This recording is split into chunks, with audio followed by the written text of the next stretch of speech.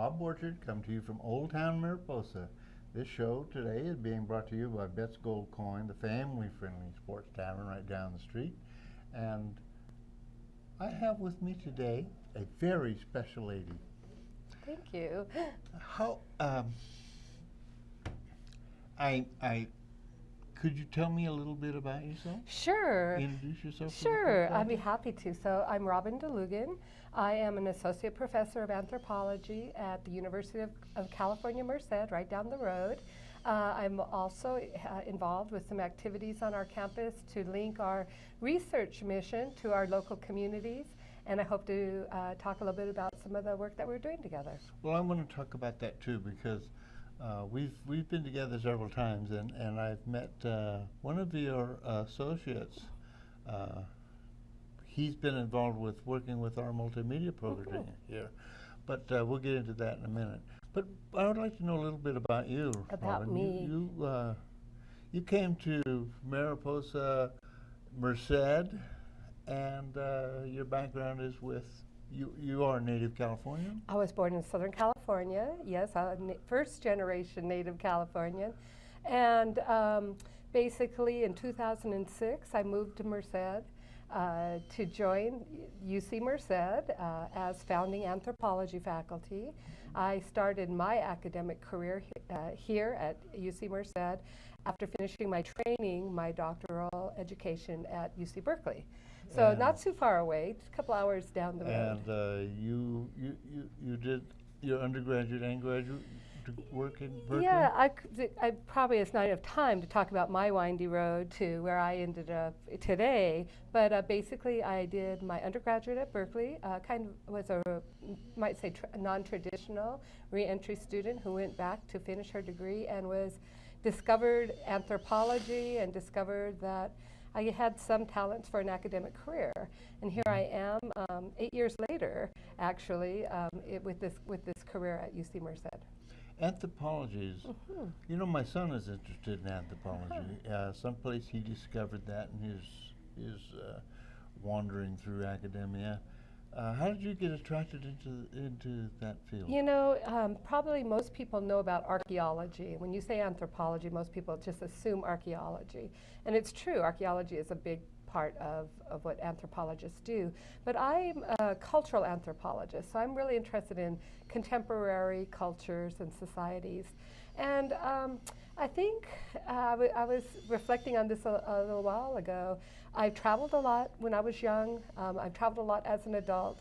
I've always been attracted to, you know, what we share in common as people, as humans, how we're different, how do we express ourselves differently. My mother's family is Native American. I've always had that interest as well in sort of the dynamics of, you know, nations and indigenous people. And that really runs through my training, my life experiences, my academic training, and even to some of the work I'm doing here today. In addition to my local work, which I was happy to talk about, I do international work. I've been working in El Salvador, Central America for, boy, almost 20 years now. Would this be a good time? Sure. This is your book? This is my book that came out in December 2012. It's based on, that book is based on about 15 years of research. Did we get that okay? El Salvador, when I first went to El Salvador, they had just signed the peace accords that ended a civil war, a 12-year civil war. And I thought, what an opportunity to see how this thing called the nation gets rethought and reimagined. And it's been a really fascinating international project. I have some wonderful colleagues there. I've helped them develop anthropology at the National University in El Salvador as well. Well, you know, you and I have had several discussions. A fellow by the name of Mr. Thornburg, Yes. Dr. Monty Thornburg. Yes. Up in Calderville. Yep, wonderful person. He is a very interesting person.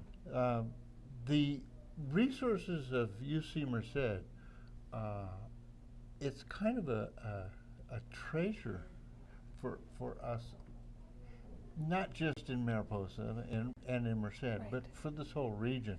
And I think, you know, you won't believe this, but I was around in the days when they were making the decisions come to Merced, and it was quite a struggle.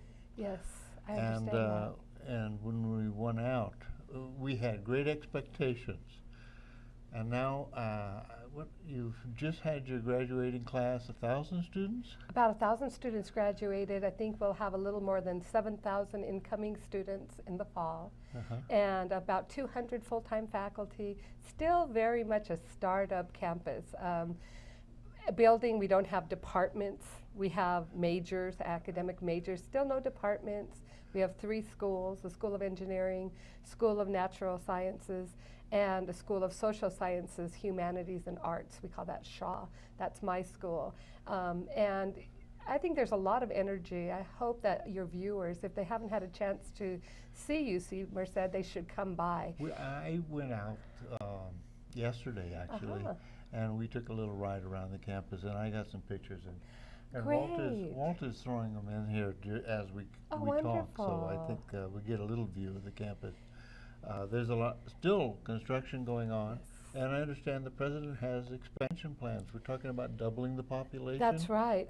They have a plan called 2020 plan, and so we hope to get to 15,000 students by 2020. Yes. And that means more buildings, more faculty, the whole infrastructure. And this is all pretty exciting. It's very exciting. Some people, there's been a lot of heavy lifting involved, and the support of folks from the community. That we wouldn't be here, we wouldn't be as thriving as we are without the support of local folks. And what you're here for is to exchange that support for support of our local communities. Absolutely. So I think you can think of U.C Merced has a couple of different missions. One is just being there. It's a bit of an economic stimulus, right? Provide jobs, educate local folks from the region. But it's also it's a research university, meaning research intensive, meaning some different than other kinds of universities. Our faculty are charged with a research agenda. So our faculty are doing research. We're training our graduate students to do research, and I think one of the novelties of U.C Merced is our small campus is that we're trying to provide the undergraduate research opportunity to our undergraduates, give them that experience. So with all that research going on, how can that research, all research is good, all questions that need answered, that's positive, but how can we make our research relevant, most relevant to our local regions and our local communities, and not just the Central Valley, but the Sierra Nevada communities as well? I've been working with people for a couple of years. You've been well connected up in Yosemite. There's been some excellent work done up there, particularly with the climate change issues and what we're dealing with in terms of fire, habitat adjustment, that sort of thing. Leroy Westerling, you might know Leroy. I know Dr. Westerling very well. His research, one of my colleagues at UC Merced, his research has been really instrumental in understanding the impact of climate change on the increase in wildfires. Dr. Westerling has been a guest on my show. Oh, excellent, good. The thing that is happening now that is really exciting, and I'd like to bring this back to my level so that people can see how this hits the road, rubber hits the road. We've been talking about our multimedia program, how we run videos to help bring the public, embrace the public, and bring them into our community, show them what we're doing, our history, our cultural roots. And we've got some exciting video projects going on.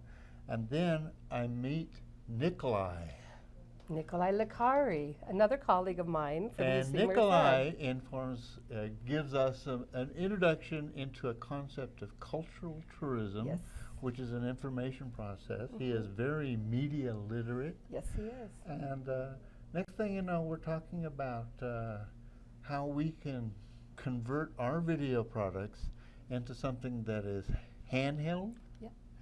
And he's going to have students helping us develop applications so that our videos can be plugged into people's handheld devices as they come into our community and learn. Fantastic. It was amazing. It was sort of like one day we just had our horizons expanded by 1,000 miles, and that's the kind of resource that this university represents to us. And my focus, our vision with respect to multimedia is only one little aspect of that. We've met with the people at the historical centers. We have scholars and people that are capable of coming in and helping us upgrade our resources in many aspects. Well, I understand that a lot of, there's so much history and culture and richness to this Mariposa and the region around here. But there's probably also perhaps a lack of resources. I understand that a lot of the museums or cultural centers perhaps work more on a volunteer basis, which bless everybody's heart for putting the time in to make these things vital. But how can then our university, how can we help out? You know, we have students that can be trained. We have faculty that have Paid expertise, interns. paid and or otherwise. How it makes sense. You know, I think all these things is like what makes sense. I think for students to have a learning opportunity and they're getting credit from the university for a learning internship opportunity, that's a form of compensation too. Depending on the work, it may make more sense that they're paid to be interns. I think it all is, we need to be flexible. We all need to be flexible. But I know I was at the Coulterville Historical Museum there, and The John Muir Center. I've been to the John Muir Tourism Center, and I know that with Nicola, who is a World Heritage Scholar and very proficient with technology. So how you integrate either one, understanding the built world around you, the environment as it was or as it is. How do you use technology in the promotion of history and culture? I think he's going to be a terrific ally. And then you think of somebody, we have the School of Engineering where the students are learning to do these apps. And so technology is providing a lot of new opportunities for us to think innovatively of connecting what you're doing here to a broader audience, make it accessible, personalizable to the viewer, to the visitor. And we're excited about what we can create. We're excited too. Good. Robin, I'm getting Walt's wrap-up sign. We're running out of time, but no, by too fast. you know, but this has been really fun and enlightening, and I'd like to ask you if you'd be interested in coming back and joining us again sometime. Anytime, my pleasure. Well, again, thank you very much for joining us. Thank you. And for the folks out there, we have a new resource in our town.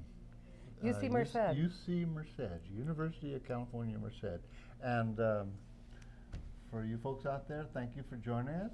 And we'll be seeing you again soon. And we'll be seeing Robin again soon, too, along with Nikolai. Looking forward to it. Thank you very much.